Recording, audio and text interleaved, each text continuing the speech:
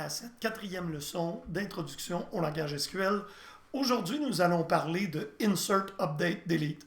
C'est bien intéressant de pouvoir faire des selects et d'extraire des données, mais il faut quand bien même être capable de les mettre dans les bases de données et les maintenir. C'est ce que les trois énoncés que nous allons voir nous permettent de faire. Alors, les objectifs pédagogiques aujourd'hui, c'est assez simple. Utiliser Insert, Update, Delete. Et nous allons terminer en expliquant la notion de transaction. En fait, une transaction nous permet de regrouper dans une unité atomique un ensemble de transactions qui doivent être faites toutes ensemble. Et j'utiliserai souvent le vocable toutes ou pantoute parce qu'on va vouloir toutes faire les transactions ou ne pas les faire. On va terminer donc avec l'apprentissage de ce qu'est une transaction, avec la notion de sauvegarde et de retour en arrière, avec commit et rollback. Aujourd'hui, on a notre administratrice de base de données, Alice, qui a une situation assez typique. Il y a de nouveaux employés qui sont engagés, il y en a qui partent, il y en a qui changent de salaire. Donc, Alice va donc maintenant apprendre à modifier les données de la base de données. Donc, les énoncés Insert, Update, Delete font partie des énoncés DML pour Data Modification Language ou en français LMD, langage de modification de données. Alors, on s'en vient ici, on peut directement, à l'aide de SQL Developer, aller dans une table, ensuite sélectionner l'onglet Données. Et vous allez voir avec le petit plus vert, vous pouvez insérer des données. Et après ça, avec le crochet vert, vous pouvez les sauvegarder. Donc ça, c'est une méthode, mais ça force l'utilisation d'SQL Developer. Et naturellement, vous, en tant que développeur, vous allez avoir besoin d'une méthode de programmation pour être capable de faire les inserts. Et c'est là où l'énoncé Insert va venir nous aider. Donc, l'énoncé Insert sert à insérer une ou plusieurs rangées dans la base de données et ça s'écrit Insert into, le nom de la table, et optionnellement, de parenthèse, on peut mettre les colonnes. Je dis optionnellement parce que s'il y a seulement quelques colonnes et que vous connaissez l'ordre que vous pouvez regarder avec un select, l'ordre des colonnes, vous pouvez tout simplement ensuite faire values et mettre entre parenthèses les valeurs exactement dans les bons ordres des colonnes. Et si vous mettez le même nombre, vous n'êtes pas obligé de mettre la clause des colonnes. Par contre, si vous voulez seulement spécifier 2 sur 5, par exemple, vous devez, dans ce cas-là, mettre entre parenthèses le nom des colonnes, values et par la suite les valeurs. Ici, on note expression parce qu'on n'est pas obligé d'avoir des valeurs qui seraient seulement des littérales, comme mettons l'employé numéro 120 avec son nom Jean Lamarche. Les autres colonnes ne seront pas là, mais dans salaire, on pourrait mettre 1200 plus 422. Et lors de l'insertion, on va résoudre automatiquement, l'engin SQL va faire les mathématiques et va insérer la bonne valeur. Si on omet une colonne, on aura donc directement une valeur nulle et on peut aussi explicitement entrer une valeur nulle en spécifiant nul. Insérez votre nom et la clé primaire 119 dans la table EMP. Donc prenez note, vous avez seulement deux informations ici, le nom, INAME, et EMPNO, numéro d'employé. Vous devrez donc mettre entre parenthèses les colonnes de la table EMP.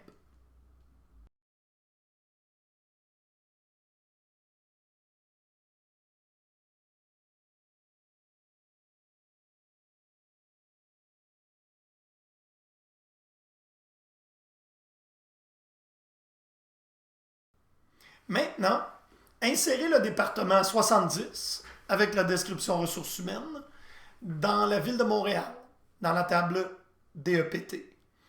Donc maintenant, vous avez les trois colonnes ici. Donc, vous n'êtes pas obligé d'insérer les trois colonnes devant le mot values. Vous pouvez tout simplement faire insert into DEPT, ouvrez la parenthèse 70, virgule, ressources humaines entre apostrophe, virgule, Montréal.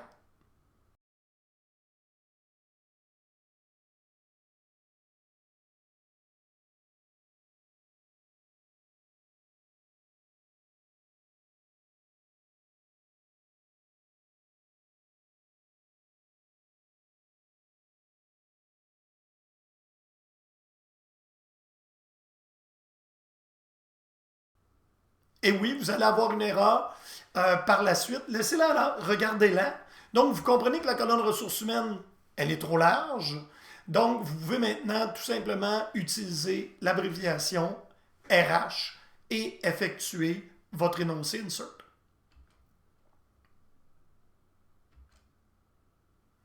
Donc, on a ici une rangée à la fois avec la partie, la clause values de l'insert. On peut aussi insérer plusieurs rangées à la fois en faisant un select dans la clause insert. Donc, on a ici l'équivalent d'une sous-requête. Donc, par exemple, ici, on peut faire l'exemple qu'on a dans le diagramme du bas. C'est on va prendre une partie des employés puis on va les mettre dans une nouvelle table. Donc, dans un premier temps, pour créer une structure de table, on va utiliser un create table as select. Donc, create table vendeur as select étoile from emp, where 1 est égal à 2. 1 est égal à 2 ici, c'est simplement une expression qui est fausse, ce qui veut dire que la table va se créer, mais aucun des enregistrements dans la table EMP va être actuellement transféré dans la table vendeur. Ensuite, vous allez faire un insert into vendeur,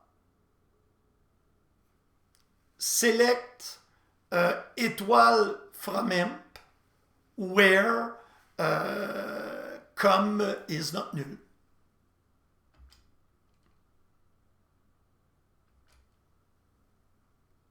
Il est aussi possible d'utiliser les variables de substitution qu'on a appris dans le cadre du dernier cours. On met tout simplement berluet et le nom d'une variable. Et lors de l'exécution, il va nous demander de remplir la valeur de ces deux champs-là. Donc, si on a department name et location, on fera, je vous montrerai un exemple en utilisant les données de Scott.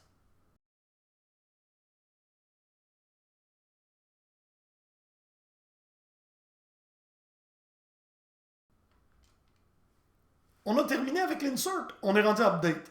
Maintenant, notre administratrice de base de données, Alice, a des employés qui vont changer de département. Et pour changer de département, on utilise l'énoncé update. Hein, on va laisser les employés là, mais on va updater le numéro de département. La syntaxe de la commande update, c'est update. Vous mettez ensuite le nom de la table. Dans un premier temps, un coup que ça c'est fait, vous allez dire on prend 7, le nom de la colonne égale ce qu'on veut que ce soit égal, et on peut le faire sur plus d'une colonne simultanément. Donc, colonne 1 égale 22, virgule, colonne 2 égale gentil, puis where, les rangées qui doivent être affectées du changement. Donc, c'est très important, l'énoncé where restreint l'étendue des modifications sur la table. Donc, si on a un exemple, Alice va faire update employees, set department égale 80, where department égale 60. On comprend ici que la syntaxe d'update est un peu à l'envers qu'on aurait l'habitude de le dire. Hein? On dirait, je veux mettre les employés qui sont dans 60, je veux les amener à 80. Dans le cas ici de comment ça fonctionne, on dit, je veux mettre à jour tous les employés, je veux mettre leur département à 80, mais seulement pour les employés qui sont dans le département 60. On peut utiliser, comme dans le cas du insert, une sous-requête dans un énoncé insert. Donc, si on va faire mettre à jour la table employé, on va modifier le numéro d'emploi et le salaire des employés, de l'employé numéro 205. Pour faire notre premier énoncé, update, on va déplacer l'employé qui s'appelle Clark dans le département 40.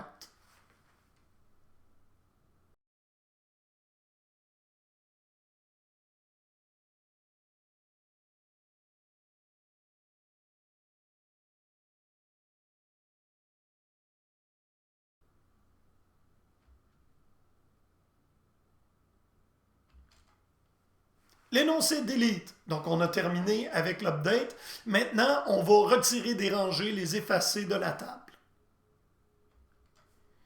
Donc, la syntaxe est très facile, on ressemble un peu au select. C'est delete from le nom de la table, puis on nomme pas les colonnes naturellement, parce que c'est la rangée qui est delete. Where, condition. Et là, c'est très important à comprendre, la clause where, c'est elle qui est votre protection. Donc, en écrivant proprement la clause where, on s'assure d'effacer seulement les rangées qu'on veut effacer. Et moi, je vous émets une recommandation. La clause delete, quand j'ai besoin d'effacer des rangées, je commence par faire un select étoile from, je configure le where et je regarde, est-ce que le nombre de rangées est bon, est-ce que c'est l'information que je m'attends qui disparaisse, qui disparaît. Et dans ce cas-là, si le select me retourne les bonnes rangées à effacer, j'enlève tout simplement le select étoile et je le remplace par un delete. Donc, il est aussi possible d'utiliser une sous-requête dans un delete, parce qu'en fait, c'est la même syntaxe que l'update puis que le insert. Dans le cas ici, on va faire where department ID in, puis on va faire select le department ID de la table des départements avec une condition. Donc, effacez l'employé avec le numéro 119 que vous avez créé précédemment.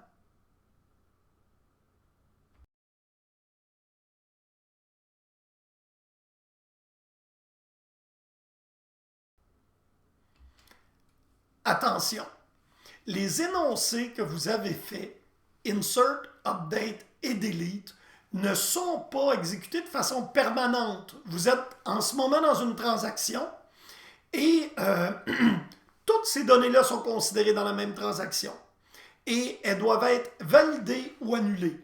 Donc, commit va écrire de façon permanente. C'est un peu comme quand vous faites un save avec Word. Il va s'assurer d'écrire de façon permanente sur le disque, ou rollback serait un peu comme fermer Word et lorsqu'il vous demande désirez-vous de sauvegarder les changements, vous dites non. Dans le cas d'une connexion dans une application, il faut faire commit avant de fermer, sinon le système va automatiquement faire un rollback sur les données. Ce qui introduit ici la notion de transaction. On voit que c'est quelqu'un d'autre qu'Alice, elle n'a pas le même profil. Elle ajoute, elle modifie, elle efface. Donc, c'est la personne qui fait à jour la modification des employés. Et transaction n'a pas de S. Donc, vous devez comprendre que les ajouts, les updates, les deletes, tant qu'ils ne seront pas complétés par un commit ou un rollback, ils font partie ensemble de la même transaction. L'exemple que j'aime faire pour expliquer c'est quoi la notion de transaction plus précisément, imaginez-vous que vous êtes dans votre site bancaire et que vous voulez transférer de l'argent de votre compte chèque à votre compte d'épargne. Et là, naturellement, si on regarde ici un petit peu le dessin, il va se passer en fait trois choses. On va premièrement débiter l'argent dans le compte d'épargne. Ensuite, on va créditer le montant au compte chèque et on va écrire une transaction dans le journal des transactions de la banque. Et on va mettre à jour les soldes. Donc, on voit qu'il y a plusieurs énoncés SQL qui vont se faire. Puis imaginez-vous qu'on a retiré l'argent de votre compte et quand on vient pour aller la déposer dans votre autre compte, il y a une erreur qui se passe. Et on fait l'écriture de journal sans s'arrêter puis se poser la question. Ben, il serait donc possible, en fait, que vous perdiez votre argent. Ce qui n'est pas du tout ce qui est voulu. En fait, là, vous comprenez que toutes ces opérations-là font partie de la transaction de transfert et, pour revenir à l'expression que j'ai utilisée auparavant, doivent toutes se faire ou pas se faire du tout. Donc, la notion de toutes ou pantoute, si vous me passez l'expression. Alors, ce qu'on veut, c'est que même si on termine, puis la dernière transaction, ce serait l'écriture de journal de la banque, si elle ne fonctionne pas, on veut que toute la transaction, soit chacune des énoncés DML qui ont été faits sur les données, soit défaite. Donc, et on voit ici un diagramme qui nous permet de voir insert, update, delete. Donc, dès que je fais une commande DML, la transaction débute. Ensuite, ça va. Il y a quelque chose qui se passe pas comme faut. Et là, on va tout de suite faire le rollback. Là, on le voit où on fait le commit. C'est la notion de tout est bon où on défait l'ensemble des énoncés. Un énoncé peut être brisé en sous-énoncés à l'aide de save point. Donc, j'ai une transaction qui débute avec le delete. Ici, l'exemple, on va du haut vers le bas. Donc, j'ai un delete et il y a quelqu'un qui décide de faire après un save point, donc il est nommé. Ensuite, on fait un insert, on fait un update, on fait un nouveau save point, puis ensuite, on fait un insert. Il va être possible de faire rollback to save point B. Dans ce cas-là, l'insert sera entièrement ignoré quand on fait le commit. Si on fait rollback to save point A, dans ce cas-là, ça va être l'insert, l'update et l'autre insert orangé qui sera retiré de la transaction. Puis finalement, si on fait un rollback sans save point, dans ce cas-là, on retourne à l'état initial au dernier commit. Donc, une transaction, c'est un ensemble d'instructions SQL comme un petit noyau qui va modifier l'état de la base de données. Donc, une transaction qui réussit, ben, ça va être bon, ça va nous mettre dans un état cohérent, un état logique entre les tables. Et une transaction qui échoue, la base de données doit être remise dans un état cohérent parce qu'on comprend que si deux des énoncés se font et que le troisième ne se fait pas, si on prend notre exemple tantôt, si ces données-là seraient écrites dans la base de données avec une des transactions qui ne serait pas bonne, ben on comprend bien que la base de données ne serait pas cohérente. Donc, on veut ramener à l'état initial pour que la base de données soit cohérente. Et dans le cas d'Oracle, c'est Oracle qui charge la gestion des transactions. Puisque vous n'avez pas demandé de débuter la transaction, elle a débuté automatiquement avec votre premier énoncé insert, update ou delete. Et elle va se terminer lorsque vous allez faire rollback ou commit. Donc, on voit ici, on fait 5 énoncés DML, donc insert, update, delete. Et on voit que l'énoncé numéro 4 passe pas, c'est notre exemple.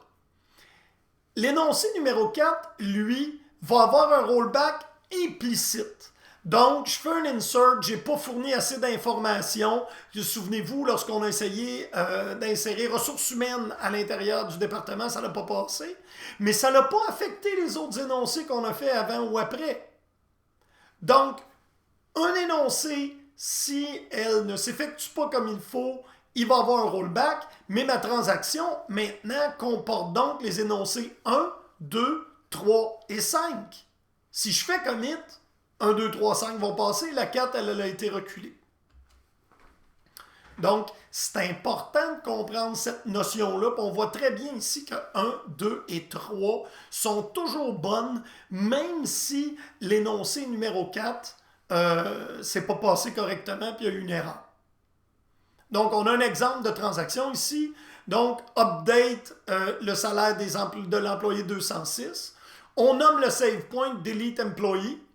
On delete les employés de la table employé 2. On fait un rollback. Et si on fait un select, on va voir qu'on fait un delete ici. On va encore pouvoir effacer un employé. Donc, commit, lui, enregistre de façon permanente les modifications que vous avez faites dans votre session. Rollback les renverse au complet jusqu'au dernier commit. Les save points ne sont pas sauvés dans la base de données. C'est simplement local, ça. Et Oracle va s'occuper de vous donner quelque chose qu'on appelle la consistance de lecture pour votre session. Donc, si tu fais un insert, puis tu fais un select, tu vas les voir apparaître les données même si tu n'as pas fait de commit. Il n'y a personne d'autre que toi qui les voit, mais c'est ça qu'on appelle la consistance de lecture. Donc, et lorsque tu les auras sauvegardés avec un commit, les autres vont être en mesure de les voir. Les verrous. Qu'est-ce que la notion de verrou? En fait, on est plusieurs à travailler sur les mêmes données, puis il faut comprendre que quand on fait du DML, Insert, Update et Delete, on affecte des rangées. Qu'est-ce qui se passe quand quelqu'un d'autre veut aussi faire une modification sur une rangée qu'on modifie? C'est là où il y a un verrou. Dans le cadre d'Oracle, c'est un verrou de rangée. Donc, pour qu'il arrive une collision, il faut qu'on soit tous les deux après modifier la même rangée. Si tu as lancé un update sur l'employé 204 et, mettons, tu as changé son salaire, quelqu'un d'autre essaie de modifier sa commission, cette personne-là va être arrêtée au niveau de la modification et SQL Developer ou l'outil qu'il va utiliser va être obligé d'attendre que tu relâches ton verrou en faisant soit un commit, soit un rollback. Donc, tant que tu n'as pas terminé ta transaction active, les verrous demeurent. Personne ne peut voir tes changements, juste toi, tu as ta petite base de données privée, si on veut. Oracle s'occupe de te montrer tous tes changements à toi. Et les verrous sont lâchés au moment du rollback et du commit. Et là, tout le monde peut voir les données dans l'état dans lequel elles sont. Donc, une transaction dans son ensemble, on dit qu'elle doit respecter les principes acides, atomiques, dans un premier temps. Donc, on ne peut pas décomposer une transaction. Si j'ai fait 4 énoncés et que je fais commit, il faut qu'elle puisse passer toutes les 4 pour que ma transaction soit bonne. Elle laisse la base de données dans un état cohérent. Ça veut dire qu'on s'est assuré de faire un commit après ou de faire un rollback de l'ensemble de l'information pour que la base de données soit bonne. C'est entièrement isolé à l'aide des verrous. Donc, chaque transaction doit être isolée des changements faits par quelqu'un d'autre. Et c'est à l'aide de verrous qu'Oracle vient s'occuper de préserver nos modifications. Ensuite, il faut que ce soit durable. Donc, on voit que ACID, en fait, c'est l'abréviation de atomicité, cohérence, isolation et durabilité. Puis durabilité, c'est même s'il arrive une panne de courant après qu'il vous ait affiché sur l'écran le mot commit, vous pouvez être certain que c'est là. Si vous ne l'avez pas eu, il y a un principe, le mot commit, il y a un principe qui fait même qu'il en aurait fait la moitié des modifications de notre transaction complète qui aurait plusieurs énoncés. Si vous n'avez pas été avisé du commit, ça veut dire que la base de données n'a pas terminé. Lorsqu'on va réouvrir la base de données en réallumant le serveur, Oracle va s'occuper lui-même de ramener les données à l'état original. Donc, il va défaire toutes les transactions qui auraient pu être en 2 états. Les types de transactions dans Oracle. Donc, vous savez maintenant les DML, j'ai dit Insert, Update, Delete, langage de manipulation de données. Et ça, c'est des instructions Oracle qui sont considérées comme étant une seule entité, une seule transaction, même si on en fait 8 ou 9. Le DDL, lui, amène un commit implicite et une transaction, c'est une seule instruction.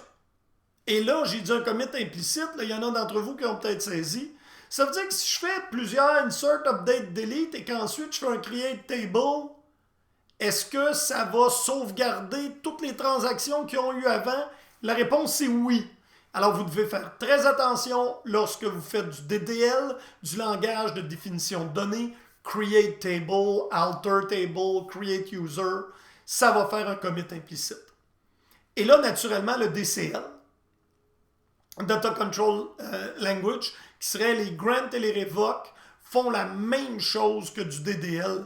Ils font un commit implicite. Donc, vous faites attention lorsque vous faites ces instructions-là qu'il n'y a pas quelque chose que vous voudriez faire un rollback. Sinon, faites-le avant le rollback et par la suite, faites votre DDL ou votre DCL. L'instruction commit, elle, comme je disais auparavant, rend les modifications permanentes. On ne peut pas reculer d'un commit. Le rollback annule les modifications et ramène jusqu'au commit précédent. SavePoint lui permet de faire un marquage dans notre session pour reculer juste d'un sous-ensemble. C'est quoi qui détermine la transaction? C'est la première instruction SQL exécutable qui n'est pas un select. Donc, soit que c'est un insert, update ou un delete, ou c'est une instruction DDL, mais dans ce cas-là, elle va se terminer. Si c'est un DDL, elle va se faire tout de suite parce que le DDL va amener un commit implicite. Si c'est du insert, update, delete, ça va se terminer par un commit ou un rollback que je vais saisir, qui est un commit ou un rollback explicite. Je lui dis d'effectuer. Sinon, si je fais un DDL ou un DCL, Revoke, Grant, Alter Table, il va avoir un commit automatique. Donc, jusque-là, on est maintenant dans la fin d'une transaction implicite. Je n'ai pas besoin de lui dire, si je fais du DDL ou du DCL, Oracle sait que j'ai terminé ma transaction. Et on a deux autres façons, en fait. Soit qu'on fait une fin normale, je ferme mon écran, puis là, il va y avoir le commit implicite. Ou soit qu'il y a une fin anormale, le réseau brise. Dans ce cas-là, il va y avoir un rollback de ma transaction. Avantage de ces instructions-là au niveau commit rollback, quand c'est vous qui faites, vous contrôlez c'est quoi qui se trouve à être une transaction et vous regroupez ensemble les opérations qui doivent s'effectuer. Faites un commit, vous en faites d'autres, faites un commit ou un rollback selon les besoins de mise à jour de la base de données. Donc, avant le commit, les changements sont gardés dans la mémoire de la base de données et les enregistrements sont verrouillés. Après le commit, elles sont écrites à la base de données, les verrous sont libérés, la transaction est complétée.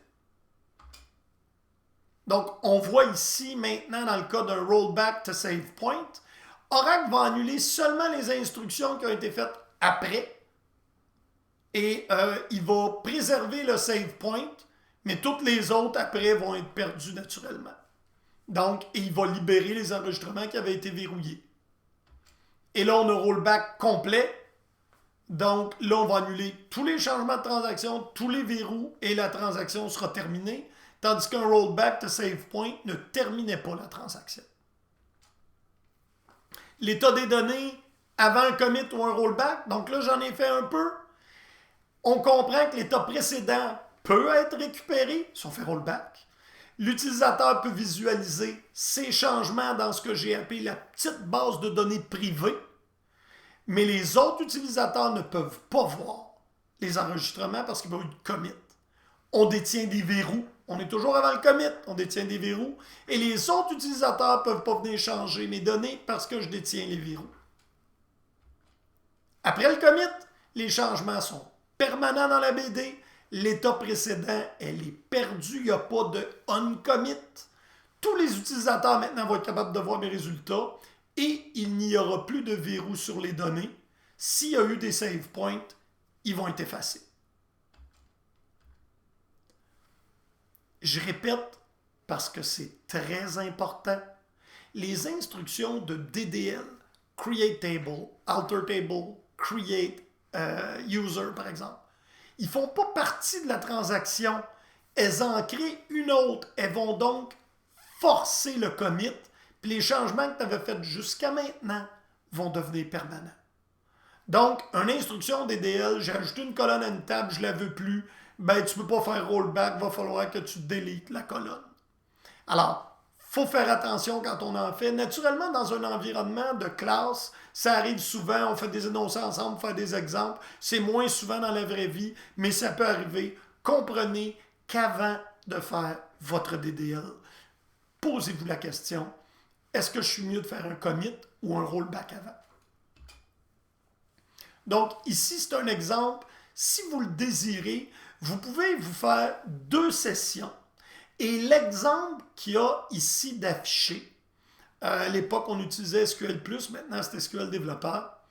Faites-vous une session avec Scott, puis une session avec SIS, et vous allez être capable de voir que les changements de un n'affectent pas les changements de l'autre. Donc, ici, ce qu'on a à l'écran, on a fait un update sur une table qui s'appelle copie ample, et l'employé 7782, on l'a mis au département 10. D'ailleurs, si on fait un select dans notre session, on le voit, Clark, qui est l'employé 7782 dans le département 10. Par la suite, ici Scott, et tous les utilisateurs qui verraient la base de données copienne verraient les mêmes résultats parce qu'on a fait un commit. Donc, tout le monde voit mes résultats. Si cette fois-là, je fais un rollback, donc là, je fais delete tout, en fait, from copyamp. Si je fais select étoile à ma session, je ne les vois pas. Mais si je me reporte dans la session de SIS, je vais les voir.